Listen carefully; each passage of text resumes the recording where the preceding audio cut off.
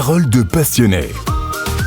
On prépare Noël qui approche à grands pas et Gilles aujourd'hui est là pour nous parler de toutes ces festivités autour de Noël. Bonjour Gilles. Bonjour Nadia, bonjour aux auditeurs. On parle aujourd'hui des décorations du sapin. C'est vrai que pour la plupart d'entre nous, peut-être, il se dresse déjà fièrement dans notre salon. Alors d'où nous vient cette tradition de décoration, Gilles ? La véritable première mention d'un arbre de Noël date de 1521 et nous vient d'Alsace. Comment est-ce qu'on décorait le sapin à l'époque ? J'imagine avec des pommes, des choses comme ça ?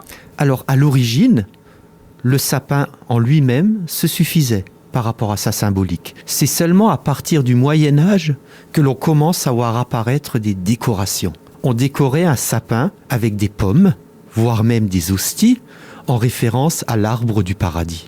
Les guirlandes servent souvent à représenter les couches de neige sur les arbres.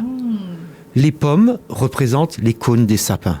Et souvent, les gens mettaient également des pommes rouges sur leur arbre de Noël, parce que tout simplement, la pomme rouge est liée à l'histoire d'Adam et d'Ève. Alors, dès le XIe siècle, en Allemagne, donc le sapin a été décoré de pommes rouges, et très rapidement, cette tradition va se répandre dans toute l'Europe du Nord. À partir du XVIe siècle, on va rajouter des confiseries, des petits gâteaux, mais aussi des roses. Et les premiers sapins illuminés vont apparaître à la fin du XVIIe siècle. Nos ancêtres utilisaient tout simplement des coquilles de noix remplies d'huile. Ouh, ça c'est dangereux ça. Oui, à ne pas reproduire à la maison. La tradition de l'arbre ne se répandra en France qu'après la guerre de 1870, sous l'influence des immigrés d'Alsace-Lorraine. Et ce sont les Américains qui vont inventer les premiers sapins illuminés de bougies dans les années 1880. Et pour finir, on parle aussi des boules de Noël. Alors ça, c'est une légende que j'ai entendue, mais ça viendrait de chez nous, de Götzenbrück. Oui, alors de nos amis du pays de Bitche. Et effectivement, selon la légende, les boules de Noël auraient été inventées par un artisan verrier de Götzenbrück en 1858.